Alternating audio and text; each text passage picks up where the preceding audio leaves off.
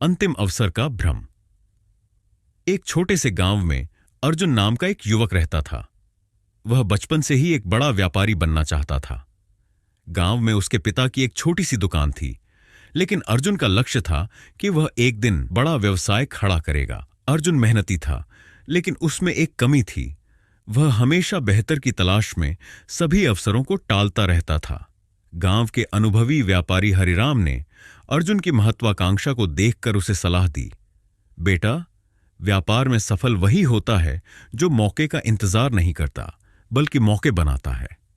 मैं चाहता हूं कि तुम मेरी दुकान में साझेदार बनो और व्यापार के गुण सीखो।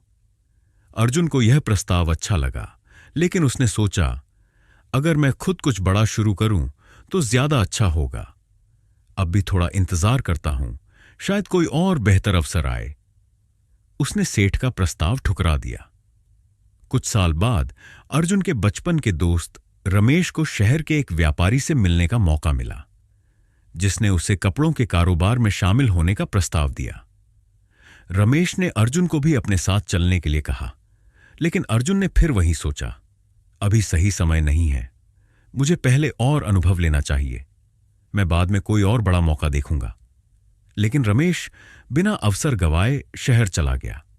वहां उसने जी जान लगाकर काम किया और कुछ ही वर्षों में अपना खुद का बड़ा व्यवसाय खड़ा कर लिया। अर्जुन अब 30 साल का हो चुका था। उसके पिता बूढ़े हो चुके थे और उनकी दुकान भी पुरानी हो गई थी। सेठ हरिराम ने फिर एक बार अर्जुन को सलाह दी, अब भी समय है बेटा, अगर तुम चाहो तो अपनी खुद की दुकान शुरू कर सकते हो, मैं तुम्हारी मदद करूंगा। लेकिन अर्जुन ने सोचा, अभी परिस्थितियां अनुकूल नहीं हैं। शायद कुछ और साल बाद जब मेरे पास ज्यादा पूंजी होगी, तब मैं कुछ बड़ा शुरू करूंगा। समय बीतता गया। एक दिन सेठ हरिराम का निधन हो गया और उनकी जगह उनका बेटा व्यापारी बन गया। उधर रमेश शहर में करोड़ों का मालिक बन चुका था। वह जब भी गांव आता, लोग उसकी सफलता की कहानियां सुनाते।